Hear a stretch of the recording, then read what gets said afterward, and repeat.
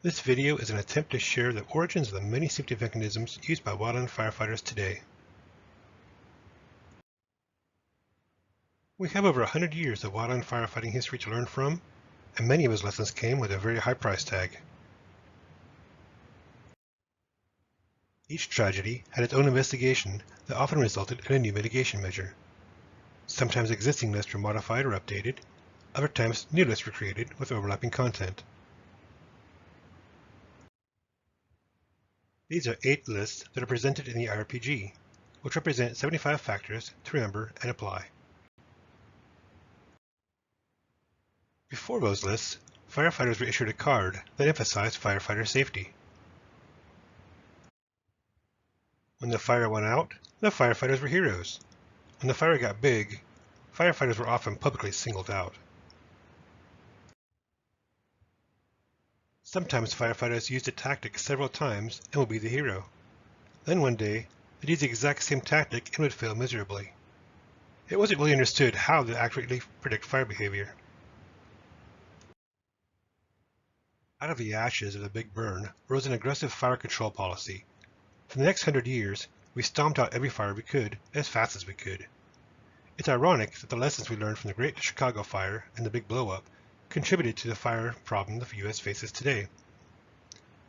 Many western conifer forests have now missed several fire cycles due to these strict fire exclusion policies, and also because of expanded road systems increasing access. Those unnaturally thick forests have fueled many of the large super-hot fires that have swept through the West in recent years. Over the next 20 years, several fires claimed the lives of firefighters. The Rattlesnake tragedy resulted in major changes to wildland fire training, safety standards, and overall awareness of how weather affects fire behavior. The Inaha Fire triggered the creation of a Forest Risk Task Force to review the 16 tragedy fires. The task force investigation concluded that there were 2 common factors in all the fires they reviewed: fields which burned in a flashy manner, and a period of critical fire danger. As with many historic wildland fire fatalities, the fire behavior was not correctly predicted. There was a desire to make a list for the so-called sinners to use to keep them from repeating the same failures. The task force arranged 11 failures to form the mnemonic Fire Scalds, and they proposed it as a fire safety mechanism for firefighters. Instead, it was decided to create a continual thought process to guide the firefighter from initial dispatch to demobilization. The 11 failures were rearranged, edited down to 9, and the 10th fire order was added to reinforce leaders' intent by combining 2 common virtues encouraged at the time. The fire orders were designed as a list of personal virtues to be exhibited and performed by individual firefighters. The watchouts weren't officially recognized at this time, nor were they standardized. These are considered to be the original 13 watchouts. But another published list of watchouts only listed 10. In 1985, a pocket-sized reference book was created for firefighters to carry with them on the fire line. This allowed them to refer to it throughout their assignment. This booklet listed 30 watchout situations.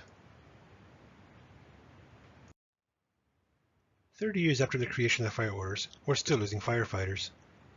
In 1987, the NWCG decided that maybe a mnemonic is required to make them easier to remember. The fire orders were officially changed into mnemonic fire orders.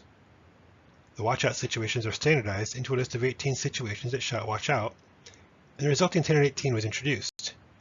These were taught in the newly released Standards for Survival course.